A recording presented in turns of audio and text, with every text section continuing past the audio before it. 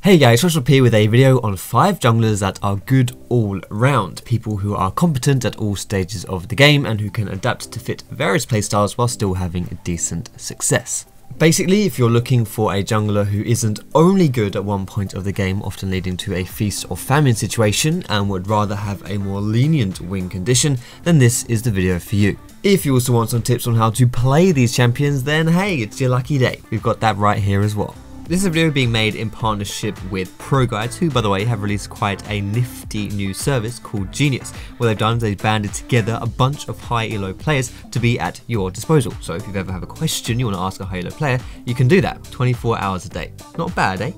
Our first jungler on this list is going to be Wukong. Whereas his very early game ganking is probably his weakest area due to not having any CC or considerable damage before buying items, he can still get some stuff going thanks to his stealth and gap closer. Wukong only gets more useful as the game goes on, however, and his ganking at level 6 is very powerful. Not only this, but his ultimate also gives him very good skirmish potential, i.e. fighting in smaller numbers, and large scale fighting potential as well. It is entirely possible to win a teamfight just through landing a good cyclone. What's nice about Wukong is that as a bruiser he can deal decent damage early and mid game, but also transition into an apeshit team fighter later down the line. For your masteries and skill order, you'll want something like this on Wukong. Get either red or blue smite into the warrior enchant for that big AD power spike. Your black cleaver is a good core item on Wukong, as not only are the stats perfect for him, but his ultimate applies a debuff on each tick of damage, making it a great armor shredder. Outside of that, you'll want mostly bruiser items with a bit of tankiness on the side. As mentioned before, Wukong's early game is not bad, but if in doubt, just farm it out and wait for your level 6. Gank whenever your ultimate is up and look to start fights by first activating your stealth and then catching either as many people as possible or the enemy squishies with your ultimate.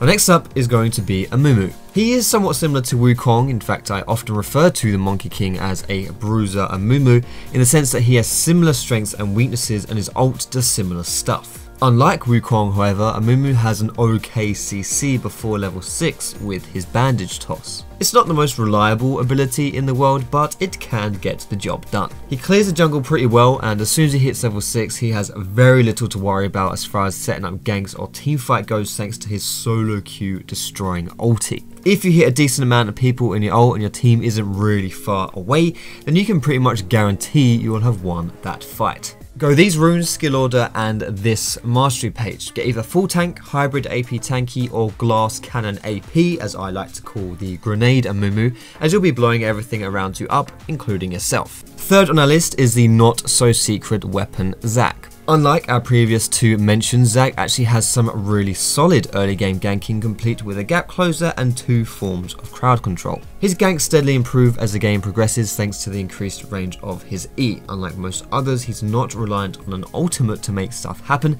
so he can be effective without needing to play around any large cooldowns. As the game goes later and later, the fights start becoming more and more common, and Zac can jump in and pick favourable fights for your team with real ease. Starting the fight and then disrupting the enemy while being really tanky is what Zac is great at, and there are a few others who are quite as good as him in that regard. For skill order, runes and masteries, you should run this setup. Your item build will want to focus on tankiness but also lean a little towards damage if you're not hideously behind. Before we get on with our penultimate jungler, I just want to thank you guys for watching so far, and if you haven't already, please hit that sub button if you want to see more. If you're liking the video, you can also drop me a cheeky like down below, but anyways, boys and girls, let's move straight on with Xin Zhao. Maybe this choice will come as a bit of a surprise to you. It's not like Xin is terribly in the meta right now or even rated that highly. The thing with Xin is that he is sort of opposite in playstyle to the previous champions mentioned, being very good at ganking and not so much at teamfighting, but he is still a serviceable jack of all trades. His ganks and early game damage are really underrated, especially considering people aren't used to playing against him and therefore won't expect his damage outputs. His presence in skirmishes is really hefty, but the larger the fights become, the harder it is for Xin to do stuff. He does get a bit weaker in those situations as he becomes easier to focus down and to peel. However, he can still work by splintering the enemy team with his ulti, which if used correctly can still be a massive influencer. Having said that, Zin's real late game strength is actually the way he can split push very quickly to push down for objectives. Because you'll be having some offensive items in your build when combined with the attack speed steroid of his W, you'll actually be able to go to town on towers before the enemy team can appropriately react to you. And as a bruiser who tends to go balls deep, he's also very good at 1v1ing pretty much anyone you'll come up against. For your runes, masteries and skill order on Xin Zhao, go this. For your items, you want some offensive stuff while also trying to not be ridiculously squishy. Depending on how the game is going, you want to buy more or less offensive items if ahead or behind. But generally speaking, all of these items that you're seeing now are good on Xin. Early game, you want to gank and fight as much as possible. Same stuff for the mid game as well, except focusing around the dragon where you can. Late game, either charge into an enemy's squishy and split enemies with your ultimate, but generally speaking, you want to do that after someone has already gone in or you'll disappear in a puff of smoke. If you don't think you can team fight, however, then sit in a side lane and just push that down.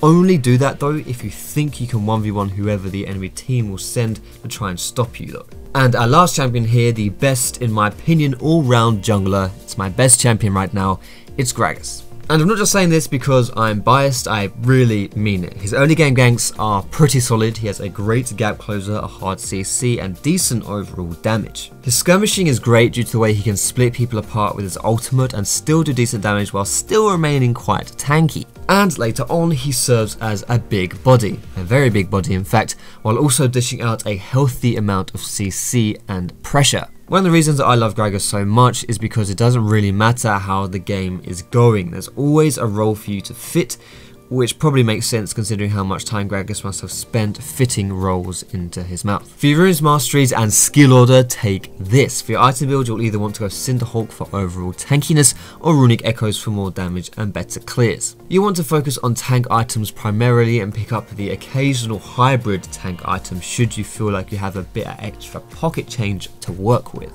It's hard to tell you how exactly you should be playing Gragas, as he can really do whatever you want him to do. He's like a mound of flubbery clay that you can mold to however you see fit. He can gank, but he can also farm. He can go aggressive, but he can also peel. I would suggest just playing around with him and seeing what you enjoy doing the most. But anyway, boys and girls, that's all I've got for this video. I hope you enjoyed it. If you did, feel free to give me that cheeky thumbs up down below. You can also subscribe to me for more content just like this on this channel. You can find me on Facebook, on Twitter, and catch me streaming over at twitch.tv/foxdrop. Again, thank you to ProGuys for helping me with the editing for this video. But most importantly, guys, thank you so much for watching. Have a great day, and I will see you in my next video.